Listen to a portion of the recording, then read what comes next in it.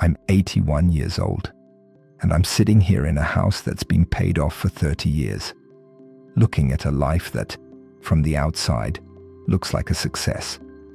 But it took me 62 years to figure something out, and I learned it the hard way. I'm telling you this so maybe you don't have to. There's a silence in this house that's different from just being quiet. It's a heavy silence. It's filled with all the words I didn't say, all the moments I told myself I'd get to later. Later. That's the word that will steal your life. It started when I was 19. I'd just met Eleanor. She had this way of laughing. It wasn't loud, but it filled up whatever space she was in.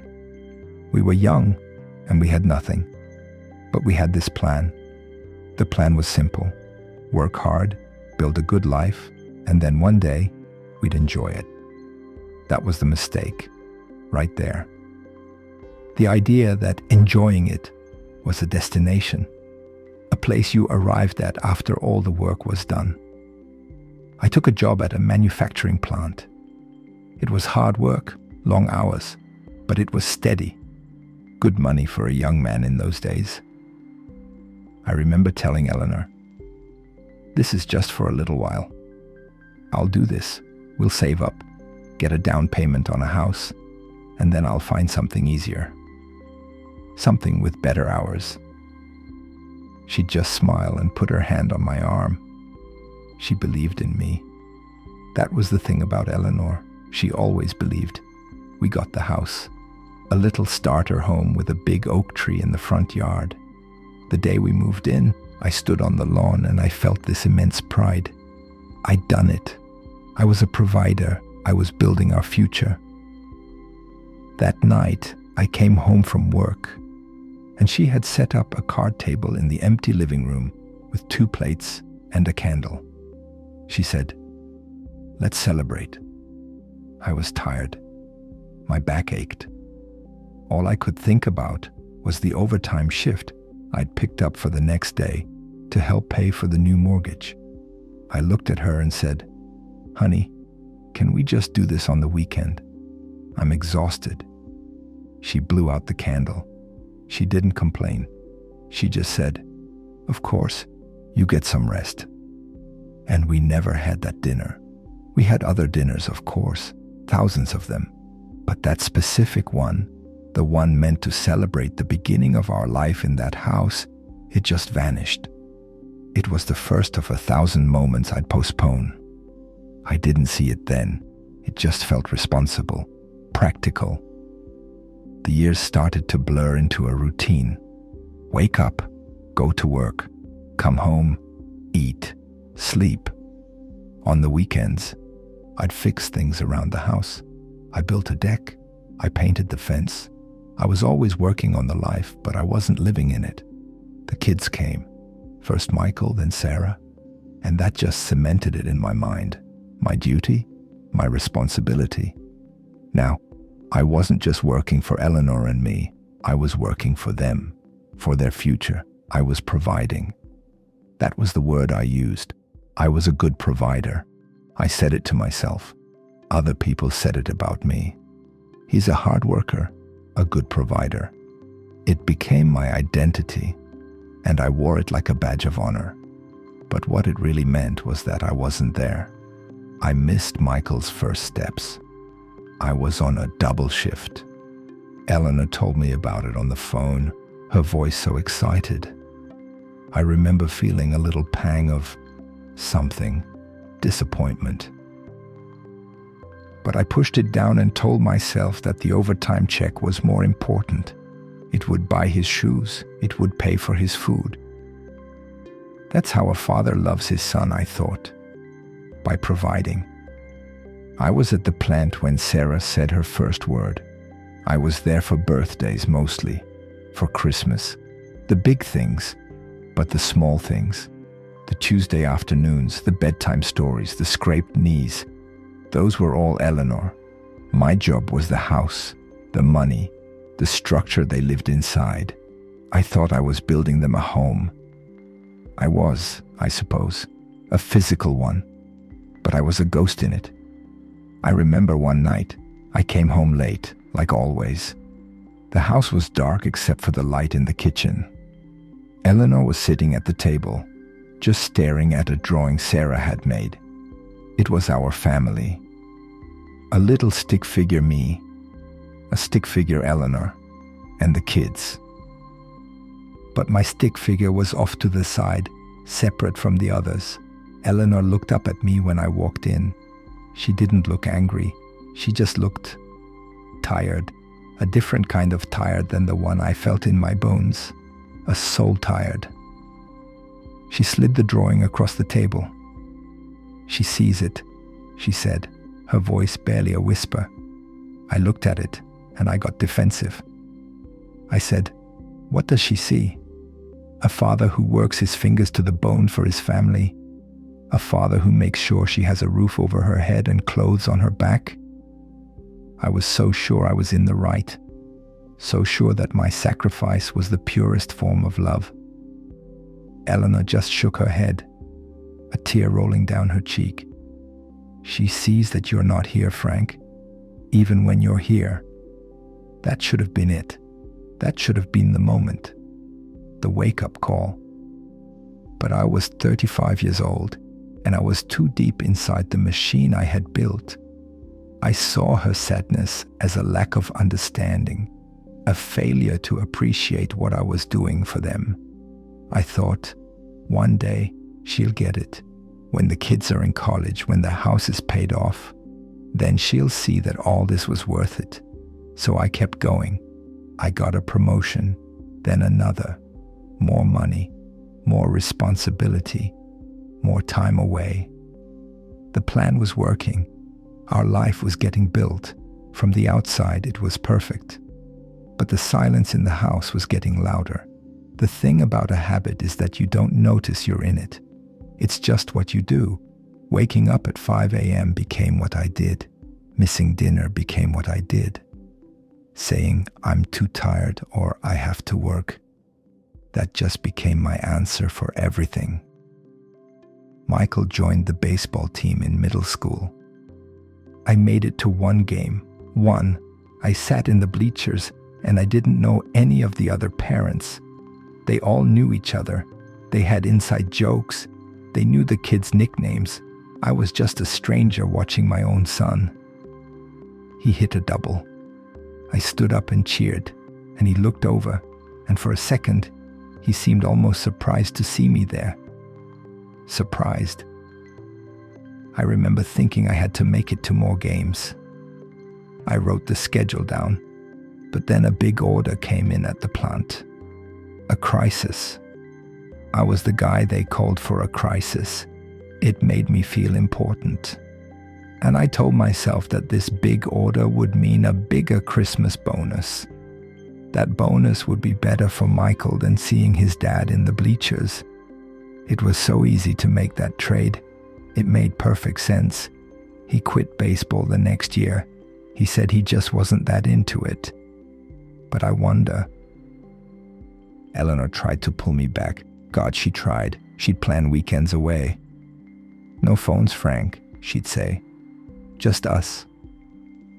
We went to the mountains one fall. The leaves were turning. It was beautiful.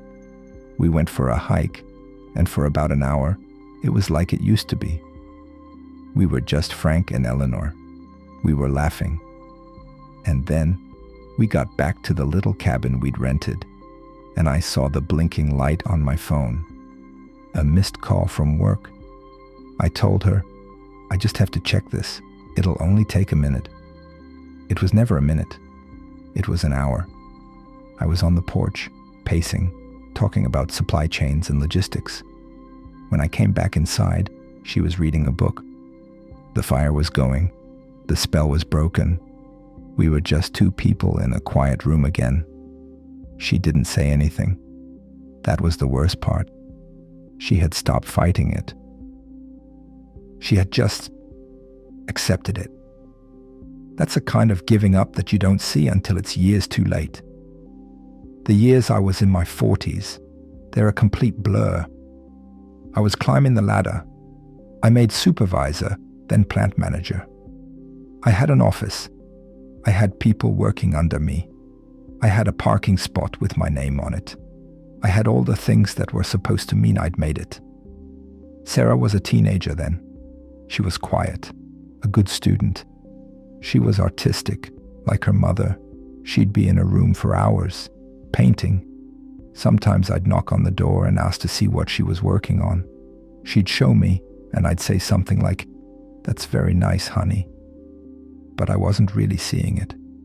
I was thinking about quarterly reports. I was thinking about a problem with a piece of machinery. I didn't know how to talk about a painting. I only knew how to talk about work. So I'd give her a $20 bill and say, "Go buy yourself some more art supplies." Providing, see? I was still providing. The day came that I had been working toward for 30 years. I wrote the final check for the mortgage. I walked out of the bank and I felt 10 feet tall. This was it, the top of the mountain, the finish line. I'd done it. The house was ours. The debt was gone. The plan was complete. I bought a bottle of the expensive champagne Eleanor loved. I came home early. It was a Tuesday. I walked in and she was in the kitchen, humming to the radio, preparing dinner. I held up the bottle. "We did it, Elle," I said, my voice full of emotion. "It's done. It's all ours." She looked at the bottle, then at me. She smiled. It was a nice smile, but it was, I don't know. It was like the smile you give a neighbor. It wasn't the smile she'd given me when I was 19 and told her I was going to build her a castle. "That's wonderful, Frank," she said. "I'll get the good glasses." We drank the champagne. We had dinner. I talked about retiring one day, about all the traveling we would do, all the things we'd put off. We were finally at the later I had been promising for decades. But as I looked at her across the table, I realized I was talking to a polite stranger. We lived in the same house. We had raised 2 children together. We had slept in the same bed for 35 years. But I didn't really know her. Not anymore. And she didn't know me. The plan had worked. We had the life. But we had lost each other somewhere along the way. In the middle of all the overtime shifts and the weekend projects and the phone calls that just couldn't wait. The silence that night was the loudest I had ever heard it. The goal was reached. The race was won. And I was standing at the finish line, completely and utterly alone. The turning point wasn't a big, dramatic explosion. It was quiet. It was the winter Eleanor turned 64. It started with a cough that wouldn't go away. I did what I always did. I provided. I found the best doctors. I read everything I could. I made spreadsheets of her appointments and medications. I was going to manage this.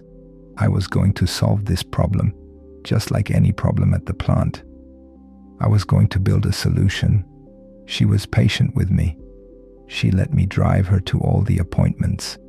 She let me fill her prescriptions. She listened while I talked about treatment options and prognoses. One afternoon, I was sitting in a chair by our bed.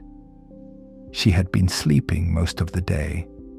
The winter sun was coming through the window, and it lit up the dust motes floating in the air. I had the day off. I had a lot of days off then. I'd retired early to take care of her. All the time in the world. Finally. She opened her eyes and looked at me. She wasn't looking at me like I was her project manager. She was just looking at me. She reached out her hand, and it was so frail. I took it. "You're here," she whispered. Her voice was thin, like paper. "Of course I'm here," I said. "I'm always here." And a single tear rolled from the corner of her eye and disappeared into her white hair. In that moment, I understood. The words, "I'm always here," were a lie. I was here now. Now that the house was quiet and the kids were grown and there were no more shifts to pull. now that she was too tired to go for a walk, too weak to travel, too sick to share a bottle of champagne. The later had finally arrived. And it was this. It was a silent room, a ticking clock, and the devastating, crushing weight of all the moments I had traded for a future that would never exist. She passed away in the spring. The house is paid for. The kids are successful. My pension is good. By every measure I'd set for myself when I was 19, I am a success. But this house isn't a home. It's a museum of missed opportunities. Every room holds a ghost. In the living room, I see a card table set for two that never got used. On the lawn, I see a boy playing baseball, looking toward the empty bleachers. In the kitchen, I see a drawing of a family with a father who stands apart from everyone else. I talk to my children on the phone. They call every Sunday. They are good kids, but there's a distance. We're friendly, but we're not close.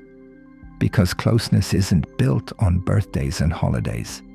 It's built on the small, unexciting, everyday moments. The moments I sold for a paycheck. I gave them a good life, but I never gave them their father. I'm telling you this, not because I want your pity. I'm 81. My life is what it is. I'm telling you this because you might be 20 or 30 or 40, and you might be on the same path. You might be telling yourself the same lies, that you're doing it all for them, that you'll make it up to them later. That's the trap. Thinking that love is a grand gesture, that it's the house, the car, the college fund. Those things are good. They are. But they are not the thing. They are the frame. They are not the picture. The picture is the Tuesday night dinner. It's the bedtime story. It's holding her hand in a movie theater. It's being there when they scrape their knee. It's listening to a story about their day that you don't find interesting. It's putting down your phone, leaving the work email for tomorrow, and just being present. That's it. That's what I learned. It took me 62 years and losing everything to figure out that the whole point of life isn't to get to the end of it with a paid-off house. The whole point is to actually live in it. Don't learn it the hard way. Please, don't wait for the silence to tell you what you've lost.